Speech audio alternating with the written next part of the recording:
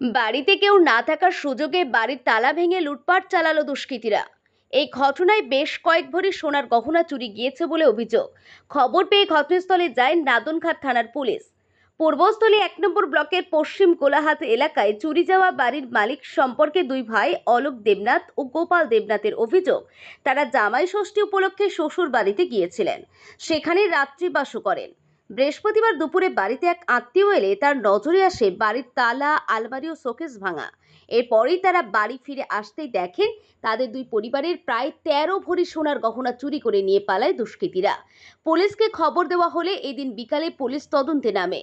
Prosenjit দেবনাথের report, সুন্দর Bangla news.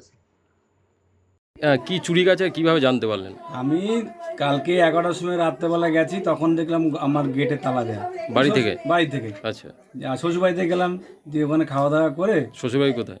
চকে, আচ্ছা এই 5 মিনিটের রাস্তা। আচ্ছা দিয়ে আমার শালি বলে যে যাইবো আজকে থাকো রাতটুকু, পরের দিন তো সকালবেলা বাজার টাজার করে তোমরা খেয়েটে দুবেলা তোমরা খাবো, আমরা খাবো, বিকালবেলা চলে আসবো। দিয়ে অলরেডি আমার বড় ভাইরা ছেলেটা এসছে দুবেলা আজকে দুজন মিলে এসছে। দিয়ে এসে দেখে ঘরে সব খোলা, আলমারিও খোলা, দুই ঘরে সব জিনিসপত্র এলোমেলো করা। দিয়ে যথাযথ আমার বাড়ি শ্বশুর বাড়িতে গিয়ে জানালো আমাকে। জানানোর পর আমি তো ছুটে আসলাম, দেখি হ্যাঁ, এসে দেখি সোনার জিনিসগুলো আমার ঘরে ছিল প্রায় 5 ভরি, আমার দাদার ঘরে প্রায় 8 ভরি সোনা। সব সোনার জিনিস চুরি হয়েছে, আদার্স কোনো জিনিস চুরি হয়নি।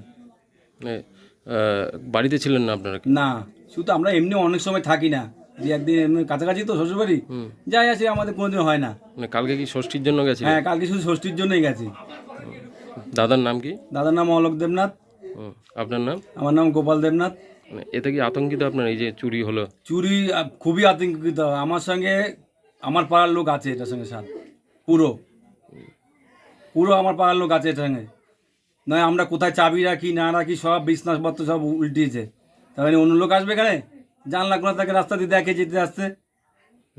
পুরো পাড়ার লোক যে একজন আছে ওর সঙ্গে সাথে।